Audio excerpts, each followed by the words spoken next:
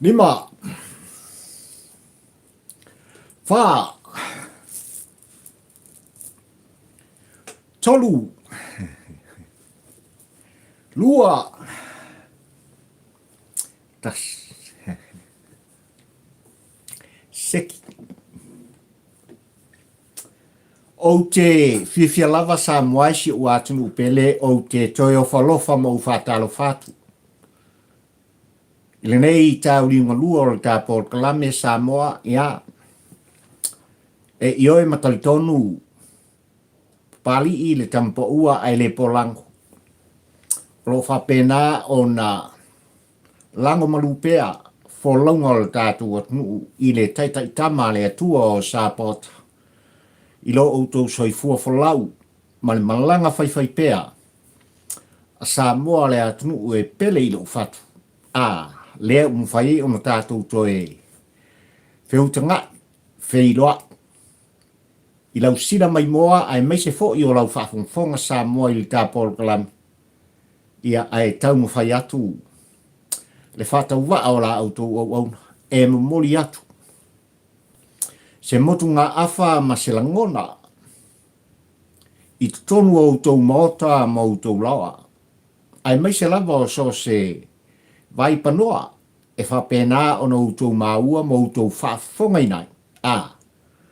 Le tu o langa pari i le tampa ua ai le polango ma le tāpol kalame whaiwhai pia i le vai o sa.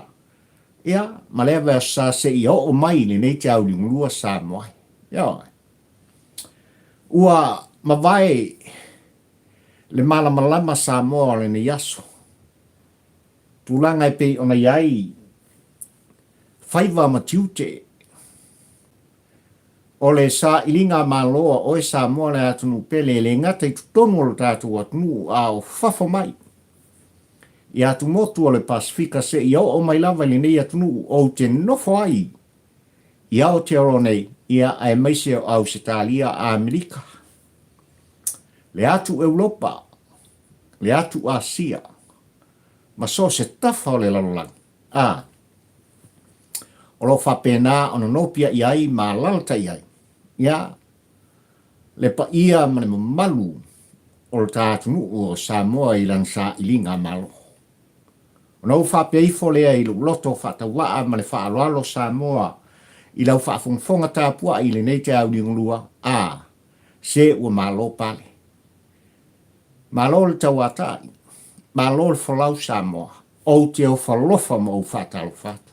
Ia, a whiumaia, ia,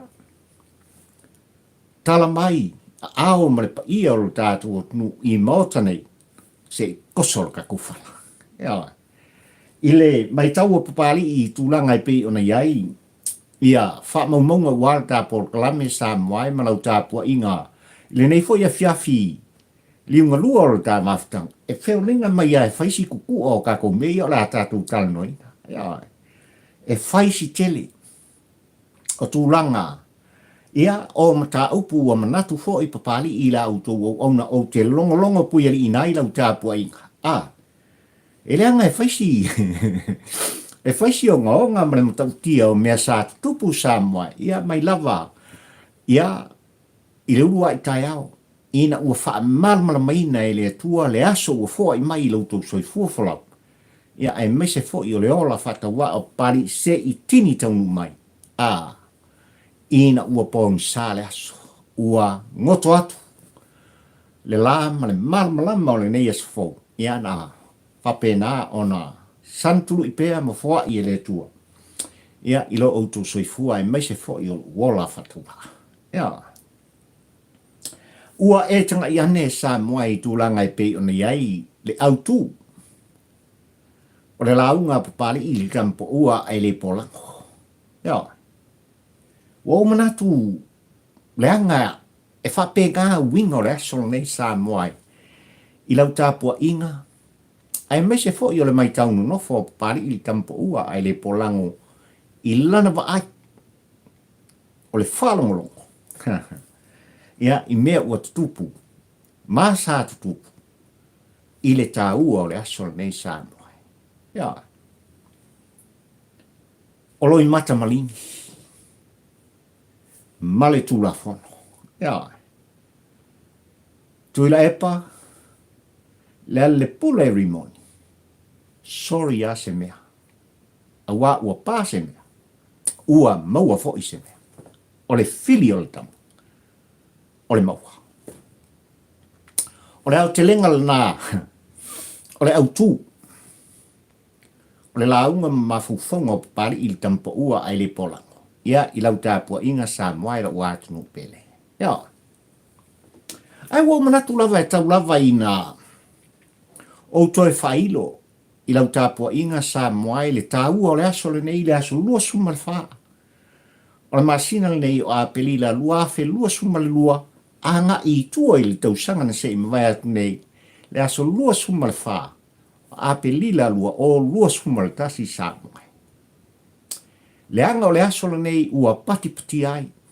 Ma wha fo i le vi inga o le tua o sa pauta. Ina ua atoa le tausanga. Talu, o na tūlai mai. Lau whainga malona e whiwhilia sa moa le whātua tua i le atua sa moa utas. Ia, e lātou te urina. Ia le sao le tātunu i le neipa e inga sumarifitu sa moa. Ia. O le ale tu tele se whaamtalanga papali i mea sa tutupu ma ua tutupu.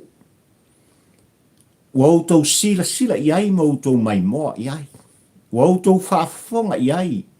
Ai mai se fo i o le whaalongolongo ma le mai taunu nofo. Ala outou au au. I mea sa tutupu i le aso le nei sa moa. Lea ua. Ua vea ma tala whaasolo pitol dātu. Ina ua whaatauto i nai. Le whainga malo whiwhiria mo le pai inga suma le fitu ua taita ia.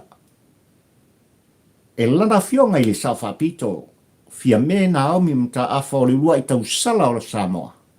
Ai meise foi, o atu motu o le Pasifika. I le tūlai mai e vea ma pali mia o le tātu, i vea, i lalo le whale i. Ia.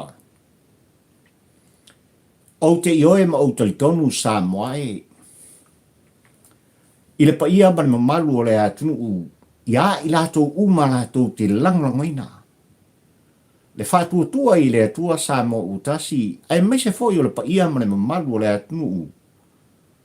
I so se tafa o le ke lope o lo whapena o na nopia i ai, a lalata i ai se i o lava, i whanua ma le tāpua i ngā Samoa, i le tofio oe ma ule nei mai le atua o Sapota. Na o tau alfa i mai, i le vi inga whafoe. Na o wala mai fo i Samoa i le atunu pele i o tuli vai. E whawhetai ai. Le anga le lei, ma le alofa o le tātou te mao i le lang. Ina ua atoa le tausanga. Ia? O le whainga malo ua filifili e oe Samoa le atunu pele. Ai whaamanuia i ai. Lo tātou o tua, le whaabai o le tātou. Lea ua taita ia. A kapetenina. Le sao Samoa, le whātua tua i le tua Samoa utasi. Ia. Pe lawa no whai atu ma o tā ua Samoa i lau tāpua inga ma lau whawhongfonga i nei te au liunga lua o le ale toi tele i eise whaamtalanga papari i le tampo ua ai le polako. Le anga e whainga tā ua no whale satu i ama ai o tau whinangalo. Ma lo loto Samoa, ia i mea sa tutupu. O mea sa whapena, o na whetu leni ma tutupu. Ia, i le asa sa mai, o tū langa i pei ona iai. Ia,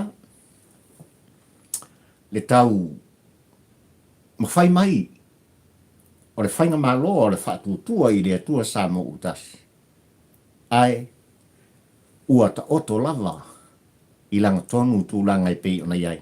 Ia, ona, o le tūlai mai o le Tulafono. Le tūlai mai o le whaamasnonga. Alo tātu nuu Samoa. Ma lave ina. Ia tūlanga umai pei ona iai. Ia fuafuang whai. Ai mai se. O le tātu nuu ma le tā malo. E pele i autou whinangalo. Ai mai se foi o le loto whataua. O papali i le tampo ua ai le polango. E anga. na masa ai le toto o toto a mo tātou matua. Ia, ilo lato tau mawhai, e asa ina se tai au mātango fie o Samoa. Ai meise o le sa o le tonga. O oe Samoa e pi ona iai au ngā tūpulanga i ona pone. Ia, ma rua ma tūpulanga whai mai o Samoa o tātou pele. Ia, tātou pat patia la tūlanga e pi ona iai. Ia le nei aso, ia ai meise foi. O le ato ai, ia o le tausanga talu, ona tūlei mai. Ia le whainga malona e filfilia Samoa. Le whātua tua i le atua Samoa utas. Ia iai pēle whamungia ngā le atua i lana whionga le tumai te pāmia. Ai meise, o le aiga ka peneta ma le au wa o le whātua tua i le atua Samoa utas sanga ia. Ai o le tai, au wa lava. La au tau tonga. Ina i whapea o na utou tau tuaina. Samoa mo tangata. Ia iai le whamungianga. Ia iai le manuia ia Samoa mo tangata. Ia. Ia whamanuia le atua o Sabota. I le tāwhinga malo. Na utou tutofi mo tātou filfilia Samoa i le atunu pele. Ia. O se aso whanonoa le aso le nei. O se aso o le loimata fonga ma loi fonga malini. Ia. Na waaia i tūlanga i pei ona iai. Ia. Le fono ma malu al pāre mene o le tātu i le tae ao le nei ma le aso le nei. Lua suma le wha. O me lua afe lua suma lua sānua. Ua tu whawhia ngai e le tua mea umpa. O le mai tau lea papari i le tampa ua ai le polako. Ia. O tu whawhia ngai e le tua. Le nata usangan se i mawai atu nei, ma le mea na tupu i le aso le nei sa mwai. Ai a le tai ao le nei. I la autou whawhongwhonga anga ma la autou tāpo i ngai lautou sila silai. Ia i tūlanga i pei ona iai. Le whono tanga. O le tā palemene, o le tā malo o Samoa. I tūlanga lava e pei ona iai, ia le lipoti, sa tā lia e Samoa, i le sa i linga ma le suasuenga. Ia, ai komiti filfilia le palemene. Leo lo taita iai lana fionga, i le liminsta o le soifua maloloina, le a fionga i avalasi, tā fito selseli. Ia, i tūlanga i pei ona whafola ai le lipoti o le latou suasuenga ma le latou sa inilinga. Ia, tūlanga i pei ona whaatino ai ona o le whaasea. Na tu ina atu matustusia e lana fionga i li saoli. Le a fionga i atuala le whetalainga i a te manga i o sefo poni whaasio o le sui pāremia o le tātunu. Na mori ai le whaasea i lana fionga i le whonga whetalai. Ma le mota fono o Samoa, a ngā i atu i la epa le teitai, o le hero pipi. Ia, ai me se fo i o le whailau tusi o le avaira whao pwhai. Le whetalainga i ale ale le pule, ri moni ai afi. Lea sa lo kia Samoa i le asolene. Ia, lea sa whetosa i ai, le whala toso le tōwha le whaututanga. Le moe i tūlanga e pei ona i ai, tai na tutofi e Samoa. A wale a miotonu wale atua. A wale Tulafono. E au ona sawa vani ai.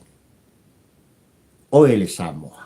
Ai maise o papari i tampo ua ai le porango. Ia. Tūlanga le nau o mana koe Samoa le nei whiawhi o te longo i nai oe ai maise fo. Ia. O se mata a papari. I tūlanga i pei ona iai le fontanga ia. I le malama vai atu Samoa. I tia whau ni mau te whanoro tātu. Ia. E mua lava o na mamori i le nganga o le whaafitai. O le tāpol kalame Samoa i lana fionga li teitei whono. Lana fionga i le li minsta o se fo maloloina. Lana fionga ia. Ia. Ona o tūlanga e pei ona tōlaulau inai le lipoti. Leanga i re phone mata upu. O se mata upu Samoa e sa tu alanga i ta porkala. Ma mori ta i tuai mo tu ngā awha o la ngona o papali i tampa ua ai le polang. Ina i aua ne i tupu se mea. Pe tu ufo i lalo le laulau. Pe salu i lalo le kapeta. A ia faali le amia tonu. O le tulafono. Tulanga nā pei o nā. Mo mori eile nganga o le whaafatai. I le manino ato toa o le sasaanga i lana fionga i le minista. Ai meise o lana fionga i te fono. Kai ta i o komiti e pei on to fia Samoa. Le fionga i a valas. E le i titi. E le whaingo fie. Ia. Tūlanga e pei on tau mo whai ai. E wha manino tūlanga e pei on a o iai. I la lātou suenga. E saidilinga. Ai meise o i lātou safa pēnā o na tū whesirina. E pei o le sunga i atu i la epa. Lupe sailele maria le ngau. Ai meise fo i o le whetalenga i ale al pule rimoni. Ia vanisi. Lea na mafuai o na atoa. Ia le lipoti e pei o na whataki ei. Ia le laulau a whono ai meise o le mota whono o sa whoi le asole. Oka. Vi ia le atua i le ami o tono. Ia. Ena manino tūlanga sa moai. Leanga i le awai le sunga i atu i le epa. Pelawa na o tu alanga. Ila ulava tilo ma la umai tau. Leanga sila fia le lei e tu ila epa. Ia tūlanga le matau. Aina ia tu ua lava Samoa ma malanga e se malutat nu u Samoa. Ini a vea ma arufanga. O lon tangata. Ma ua pine fo i Samoa i rea sole nei tu alanga papari i tampa ua ai le pola. Olea. Leanga e matua musu lava tu ila epa e sila silatu. Samoa poto. Ea. I tūlanga o le awatu ma le au mai i fina ngalo whaalia o le mota whono o Samoa e mese fo i o le whaamasinong malu o le tātu. O kukula i mai tu ila epa i le ngaka. I kukongo le pae tu ai au soli Tulafono i tu tonu o whaamasinong. Ia e mese fo i. O lonu foa. Vai lo loa. Le nu foa o lana fionga i le li tai. Ia o le tu e ngai le whainga malo. E mkua musu aku le pae sa whai mai ai. Whapena o na abatu. Le tō wha. Le whautautanga. O sasa anga masaunanga. I tu tonu o le mota. A lai whaasanga mai. Ia. O mori lale anganga o le wha malo. Ma le wha aftai o le tāpor kalame sa moai i le aso le nei. Le anga sa tau mwhaiatu. Whetalaina ia fontoe. Le suita i tai o le hero pipi na i whapeo na lo whangia. Toe tolo atu i tua. Ia, le whakango e o mea ka mai whapenga. Le anga ele o iai le e a ngai ai sa i li linga ma le susue. Ia pole tai. O le latu vaenga whaapawhai. Ia. O alo whanga sa moai. I le mata papari i li tampo ua ai le polango. Ua fiu e fe alo whai o latu langona. Ia. Ua fiu e tau mawhai a wala. E lātou te sanga pui ai. Le whai pule o le pāsa mwhai i tūlanga. E pei o nā vea i mataitai. Le vaenga whau whai a le hero pipi. E le i solo muli ai. Le tā ua o le Tulafono. Ia ai mai se. O le mta upu. Ma le tamofia. Ia. Ma le lauliliwina Samoa. Ia. O le li poti o le saili linga ma le susuenga. Ale komiti e pei on trofia il palmene o Samoa. Ia. Le lava sa autou tanga i atu ma autou sila. I tūlanga i pei ona iei le aso le nei Samoa. E tau te iloa Samoa le mea na mai tau pari i tae au. Ua ma vai atu i tūlanga i pei ona iei tono le mota whono o Samoa. I le tele o tangata safa i sui safa pena o na tula ia e o le hero pipi lātou te tala no ina i o lātou whina ngalo. Ta i se fulu minute safa pena o na tu ina atu iai e lana fionga le whangwhea talai e talai ni o lātou langona a ngai i le li poti. Ale komiti e pei on sa ilia masusu ina le asole. E toa whālawa i lātou sātite. Ia. ole hero pipi. Ese mai la unga tamali. Ole hero pipi sa o lato tau mwhaiai e mori ina. La lato tō whā. Ole wha longa. Yeah. E lato te au mai ai lau whaafongfong anga sa moai le whatu e senga i tūlanga. E pei ona tūlai mai. Wa awhi ai le teitai. O le vai ngā whaupu whai. Ia e mai se. O le whai pule o whaleata le tolu sāma. Ia. O lea le mai tau o pupali ina o atai. Ma fuesia. E le se le sa anga i lana fionga. I le fonga whetalai o le mota. E le o se li poti po se su e ngā whapea e su e ai ni vaenga whaupu whai. Na tango fia e le ani o tonu. Na sa ili lia i le tō whapoto, ma le utanga o, ma le loloto, o sui o le pale mene, le sa ili linga o tuila epa, ma le ale le pule ringo. A lea sa saini lima lava sui o le hero pipi, o latu i oeina. Ia latu li poti e pei o na tuina mai. E le sa whapena o na taita ia. Ia le komiti le nei. Lea fionga i le li minsta i avalas. O le whaftai sili na pari i tampo ua ai le pola. Ia. Ai, i tūlanga i pei o na tau mwhai atu i ai. I la tau e whapena o na lata pea. Ia papa stui ma le latu maftanga i tutonu le latu waenga whai sa moe. Le lava sa auto sit sila mauto mai tau tūlanga. No latu tau mwhai ai awala e mi milo ai. Le morita i atu o so latu longona. E latu te tau mwhai a fei ai ma pui ai. Le onga o le soli ngā Tulafono. Ia. O upu ma la fonga e le talawhiangai. Awale ma magu o le pale mene o sa.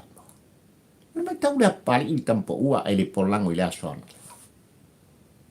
Ia. E mori ai le nganga o le whaafatai. I sui to toa o le hero pipi no latu tūlai mo latu langolangoina le lipoti. Ia. E ui lava i so latu te talo. Leanga e ao na talo. E ao na latu tau mwhai mai e mori te mai. Le whaalaru la longa le anga o le tāpua i oe sa moa le atu pele. E au na latu tūlai e whaaleo se whato i senga.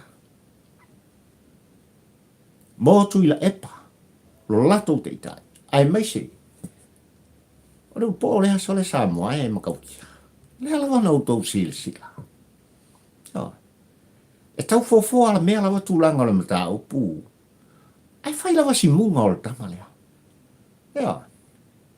O sos tangata e munga sa moa e taipei o le munga. Ala whai pule o whaleata le tolu, le tō whai ale al pule rimo. E re kau ngu uzi mele. Mafuanga leo. Mafuanga leo le asone. Na o lava ina ua tutulu. Le Metotan Valley. Po se tasi o tau sala lele sa tu le mais full pasene. Ia. Le sui o tau sala matamaita i e pei ona i e whau puina. Ai mai le tu malo le ala tau a sa moai. Ila auto sila tu mala auto mai manga. Tu tolu il fato ese. O Loimata o Utah le falata. Ile mata papari i tampo ua ai le pola. E leanga i loa i lona si ufonga ma le i ua na saanga. Ile o iai se moni mas whama. Ia. O le upu tau tino na nai le mai tau a pari i le tampo ua ai le pola. Ina ua tula ia le a fionga i ali mani mani. Alofa e tusa molona noa Samoa. Olenga. A whai Samoa tātou te tilo i le maftanga ruta o Manaomi e moni Loimata.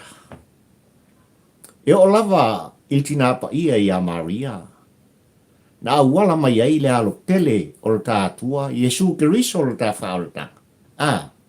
E moni Loimata. Le ai, whalinga ma wawenga e pei ona. Tala. Ia, e la fionga i asalai tono le maot fono i le tai au, ma le aso le nei Samoa. O Loimata e moni. Mai le fatu. O Loimata o meto tangi vale, le teini a moa Samoa i le aso le nei na ata i ai. Papari i le tampo ua ai le polango. Ia. Le anga na tangi meto i lona fatu a toa ma lona whaanau ina ia whapeo na fausia sol fale. Na taunu. Na whaatino. E leo toi pō mara e Samoa i tala e tau whaamutala. O tūlanga e pei ona iai ma tā upu ma le li poti le aso le nei le mai tau o papali. E le isiri e Loimata Maligi na i lo le Tulafono. Ma le whata waina o Tulafono le moto fono o Samoa. Ina ia whapea o na tai tama pea. Le Tulafono. E le ngata i tai o le tātu at nuu Samoa. Ai o Samoa poto. Tūlanga nāni mai tau o pāri i tampo ua. Ia i tūlanga e pei ona iai. Ia le nei tai au ma le fontanga le tātu nuu Samoa. Na lunga. Na lalo. Na olava i tūlanga ua ngai sa saanga ma saunoanga.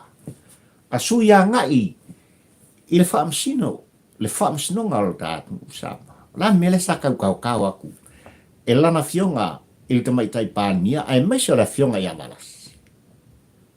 Ia, le ai ngā kāpeneta, o e sa tūle i ai, e tau whaamala malama o lātu loto mo lātu whina. So le, e se ale whare la, e se le whare li. Nga upto kino i ai lautu whaafonga i pēn sa i ai. Le fionga i le tamaitai pānia.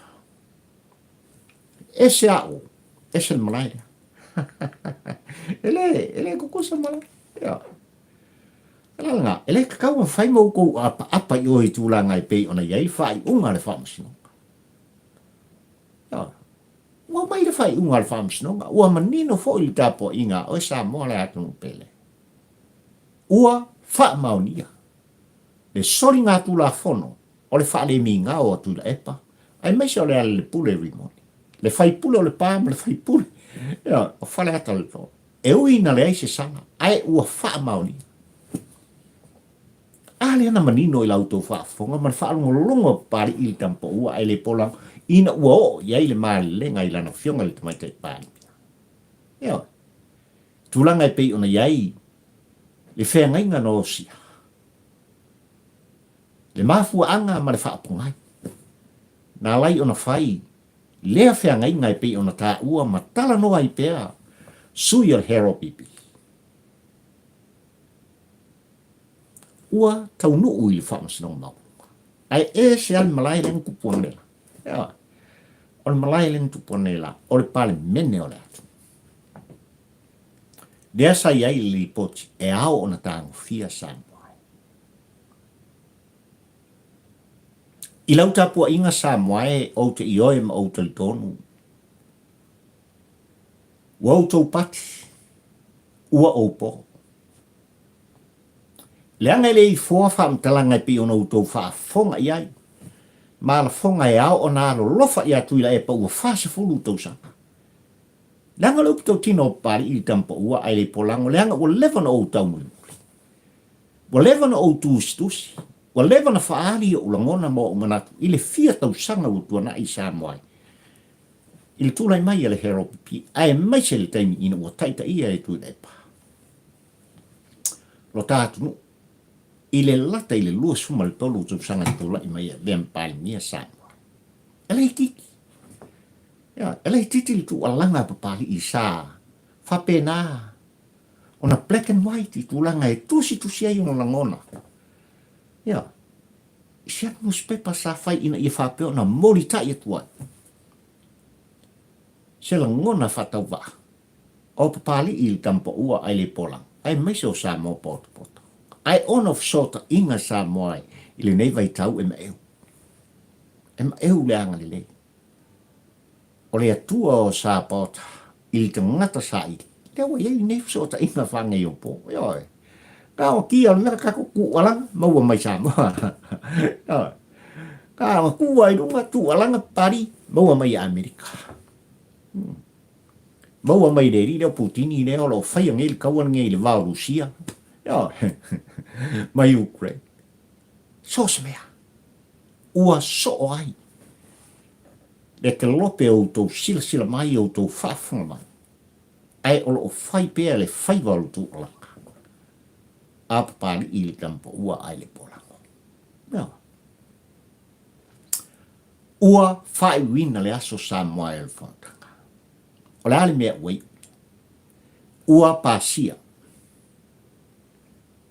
Ia tulanga e pe o na aloa ia. Ia le lipoti al komiti. Ma wha mauni ai. Le o ngao le wha le mingao. Atui la epa. Le whai pule mai le pa. Ia. Ai mai se le whai pule. O whale ata le tolu Samoa. Le wheta lenga.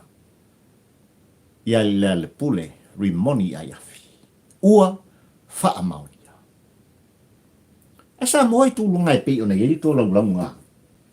O le fionga i awalasi ta fito i le lipoti al komiti e eu. Le anga sata ua e lana fionga i Tulafono Samoa. E le i whaingo fie le filinga ma le tilo al komiti i to iwa o sui sa ta mo fia al mta. Ma so ina al mta. Ioi. Na whatu lei mai o la tūlangona ina i whapeo na whaasalaina. A mata mai lava i le tausanga. Lua tausanga. Tolu tausanga. Pe a wha masina ina tūlanga i pe ona tō laulawin. Lea sa auto whaafonga mo tātou whalonga. Ai na i u le filfilinga al komiti. Ile au mai o se whaafautuanga. Ina ia whaapeo na iei se sala e tongi mo i la ua. Ai ia fua se tapu. Ia o ngā. Lea ua iei le whaai unga le aso le nei al pāri mene mamalu o le tāku u Samoa ua wha maunia. Ia, tu langa e pei ona umai ai. Ia le lipoti al komiti le aso le nei. Lea lau mangingo. Ua nofo vava aia. Ia, o le whaupunga ngā pāri e whaingofi ai. Ia le whaasalanga wo o ia tui la epa. Ai mese fo o le ale le pule le rimo. Le anga ua whaasala i o la whale. Tulau lau whaafonga Samoa. O le whaasala i o la whale. Ai ua nofo vava ia. Ia. Ua whaanofo vava ia i la ua. Ai mata i tū. E lana fionga i le whangwhetalai. Ia ma le official fonga. Ma fuisa. Ua outou maita wina ua outou whaafonga Samoa. Ele umalava. Le umapelo. Ele umalava la ngona faali. O le whaipule o whale ata le tolu. Ai mai se o la lato teita. Ma o le upu tau tino pari i. Ele sol muri i la uane.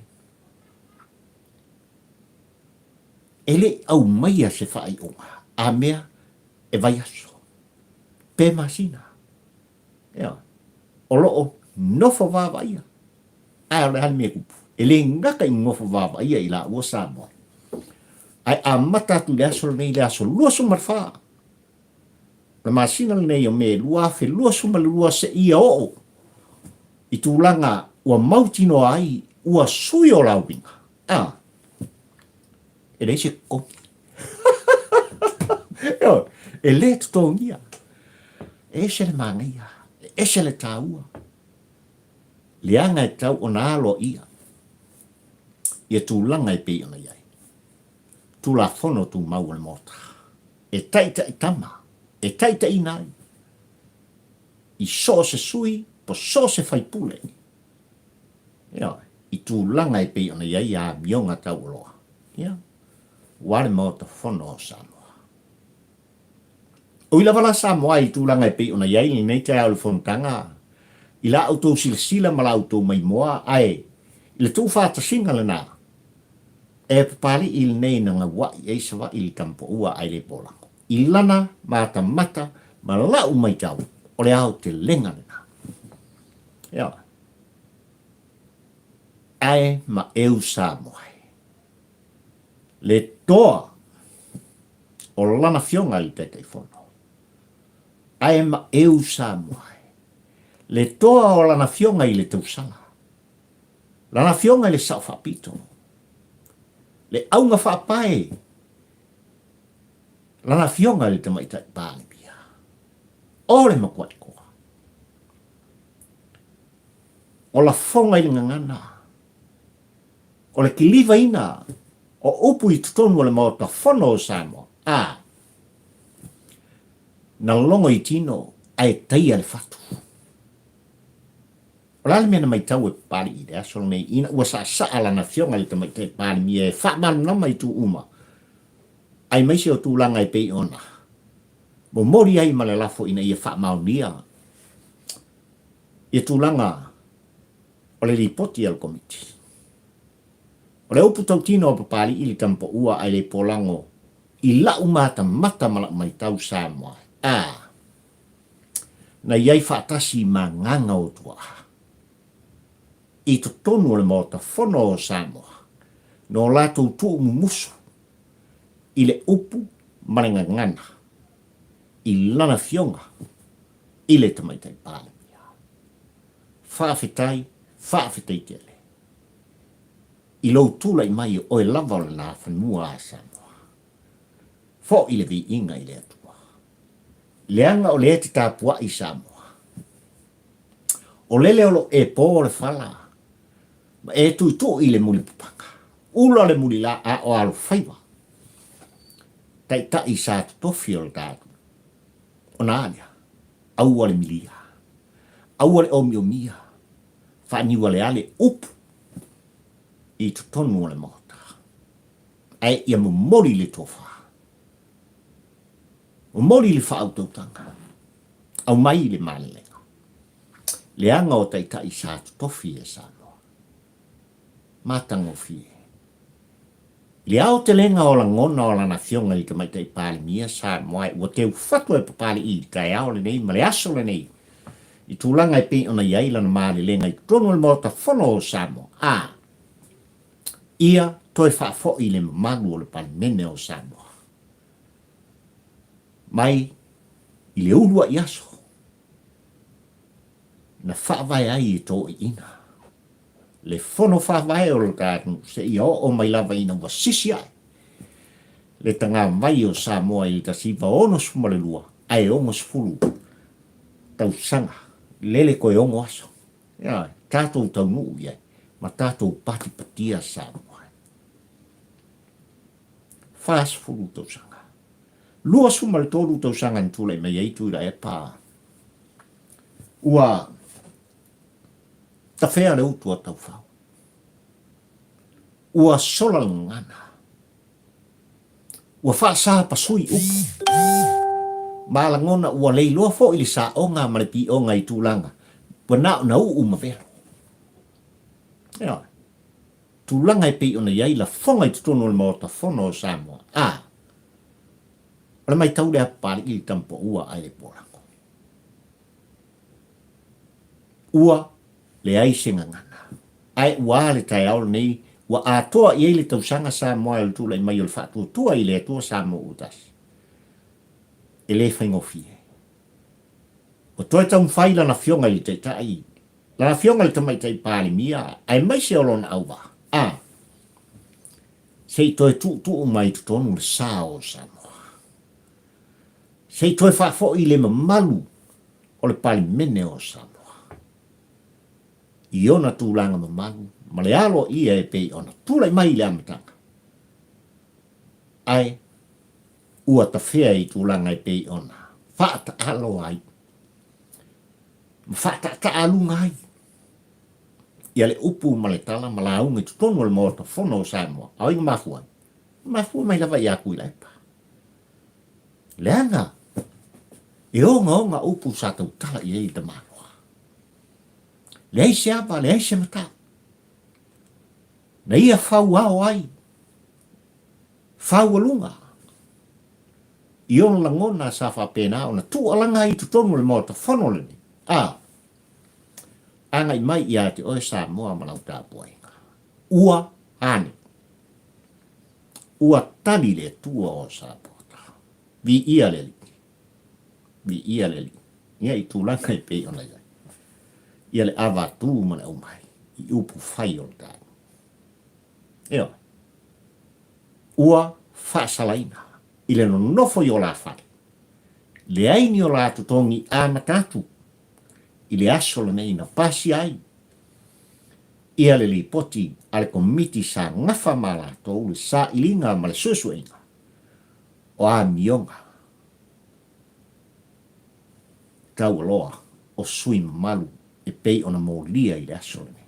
I lo la ua wha lemi ngau. I upu matala malafonga na ngai il pali mena malu o ta. Ia. Ia fai se tapu. Ia fai se tapu. Ia iai se si tai au fau. Lau sunga tui la epa e mai se fo i o lau fitalainga le ala li pule. Ia. O le tu muso pari il tampo ua ai le polango ia o ngā mea ua tutupu. Ma ia o ngā le aso le nei ma le tai au liunga lua. Ma le aso lua suma le wha o le masina le nei o me. Tu langa e pei ona. Mori ai o lua. Ia, le whane mi ngā o le palme. E a o inai. E wha tonu ai. Ina ia o lua poto ai. Sa moa tu langa e pei ona iau ta por klami le anga i le whaingofie. Pe lama no whai atu o Loimata Maligi. Male Tulafono. Ien la sa tupu le aso le sa mai. O le wha lalo. O siu fonga. O launga. O upu matala. Na mori ta i mai fofonga. O ta i tai o ta nuu sa mai. Ai a le tangi tala le tau sa. Ai a Loimata Maligi. O lana fionga. I le tamai tai. Ia. O le ase whaupunga e. Ia. Lana fionga le tamai tai whaipule. O le sui o tau salama tina o ta nuu sa moe ma 10%. O Loimata Maligi. O le whaalolonga. Ai le i solo muri ai. Le tā ua o le Tulafono. Tu mau le mota fono o Samoa. Male pane mene o le tā nuu Samoa. Whawhetai kele. Ua tali li tā palmene. Ua tali le tā whainga malo filia Samoa. Iau tau maftianga. O tātou langona sa whapena. O nau tau mai tau nofo ai tu langa sa so ona whaia i tātou. Ele whai pule mai le pā. Ia makau muni a koe amara ngei urupo. Ia leala. Ia leala ua o te ilmea. Sali. O mai o la whasala o lua i lua whare. Ia. Ngofo lei o. Au alawangi koe kaukala sesi i lunga si whasala launga sesi a mea. Ia. O le amata i tū au lua. O le au lua nofo wawaia. Ana hane kongia au lua. Ia langa. Tūlanga le nai pei ona iai fontanga. Ia ile mei aso Samoa. O la whaunga le tāpol kalame Samoa e. Leanga o la fo i te oto. Ia tūlanga e pei ona iai sa i linga ma le susu enga le komiti. No latu tāngu fia. Ia. Ia lo minga la vai whae pei ona ta sui ai. Ia pepa ma whaupunga o le Tulafono sa pa sia i tono le motu fono o Samoa. Ia. Ai ua manino Samoa e tūlanga e pei ona iai. Ia le lipoti ia le fo i komiti Samoa i lau tāpua inga ma lau whafongfonga. Ma kau kia mea whaitangaka. Le ua manino tūlanga e pei ona iai lipoti ua umai fai ma le whautuanga le komiti sa o lato tango fia le matau. tuina la fionga le tamai tai lo ia sili. Ai mai sa mtanga wenga o leo. Faya morianga. Faya lo morianga. Leanga u fa maunia. O fa maunia. Leo nga o soni ngā tulafono no whaatino le to wha ia tia o le sa tula mai. E a vea o whailau tusi o le fono o Samoa. Ai a le sa a vea nei. Ma prestene o whaamasino o whanua mswafa. Le a fionga ia pule ai a tila lopati. Mais. O ila tau ia u whaamaunia sa o lato fe suia ina. Whaupunga o laina. Ma le toe tūsia ina. O Tulafono sa whapena o na pasi i tu tonu le mauta whono o Samoa. Na liuri wai. Whala au mafa le tō wha ma le whautautanga o taitai o le tātu. Ia. Ia ai pasi mai kua suia kamai. O loo iai le sifi. Ia. O loo tū mai tua le whaatununga. Ai, ona ele tāngo fia na mta upulu nei. Ai ua manino, ia suafa ua umai. E ao ona whaia iai ni morianga. Sa utou whaafonga sa moaila ua atunu peleo utu alanga. I tūlanga lava e pei ona iai. Tau mwhainga ala na fionga i le prestene o whaamasnongo whanua masuafa. Tele o mea sa whapena ona ia ai tu iai. Aina manino o tūlanga e pei ona whaamauni ai i whaamasnongo maulunga o le tātu. Lona soli Tulafono. O ngā sa ia tau mwhai ina ia o. Le oti stangata. Aia. Na whaasau ina e tu daipa. Nimbo kianga. Na whaasau e tu daipa. Male hero pipi. Na lea mana ia inai. Ma tuu maua lalo inai sa moai. Le whai unga.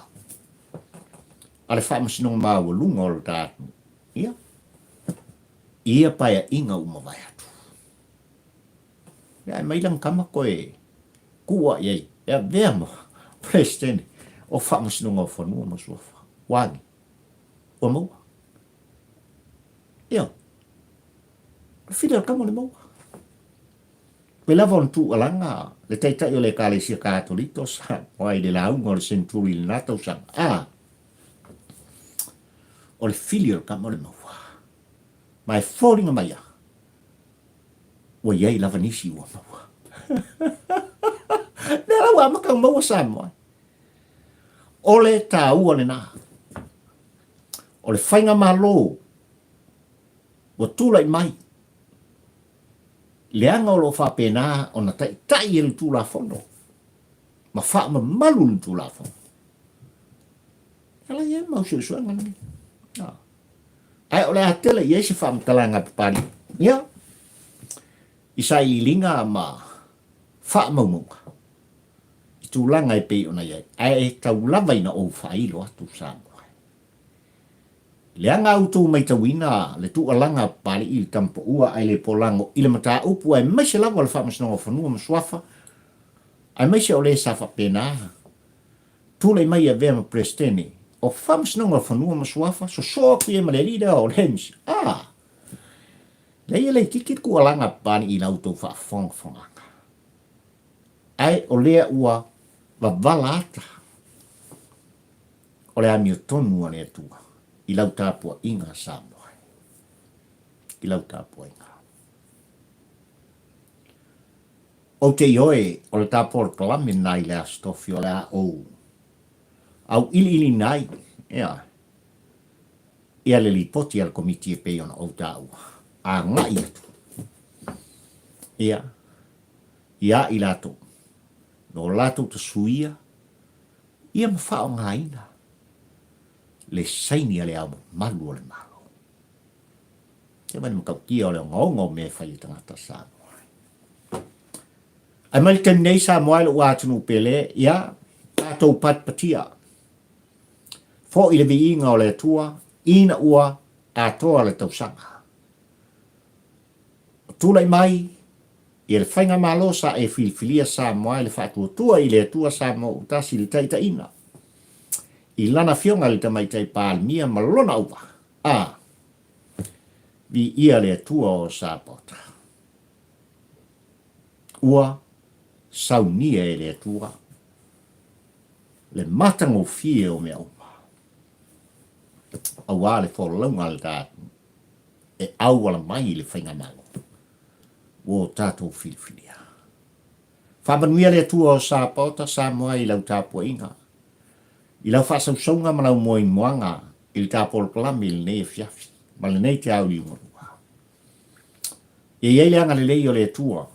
Mai lava i nai o tua āsin sina i maunga maururunga o le tātou se i o lava i seu pito i titi o le autinifu. Whamanuia le atua o Sapota. I whamanuia le atua o Sapota i ana au auna pa ia. E ainga sale vi i so se whata whaitauranga. Tai o e kālesia se i o lava i a fionga i pātele. Ma ta mai tai sa. Ma suri unga. O le langi o lo whapena o na lātou. Fola ina le whinangara pa ia o le atua wale soifua whaleanganga. Ma le ola whaleanganga o papari. Le nei o lo tala no atu ma oe Samoa le atu no pele. Iei whamianga le atua. I ana au auna pa ia. Ai mali temi nei Samoa le watu no pele. O lofana, o lofane. O papari il nei nanga wa iei sa vai. Fio i wa. Ta ula mo le lua. Le tampo ua ai le polango. Whamanuia le atua i atu oe lo watu no pele. Kafi doi. I le astofi Samoa. Soifua. Ma ia manuia oe lo watu.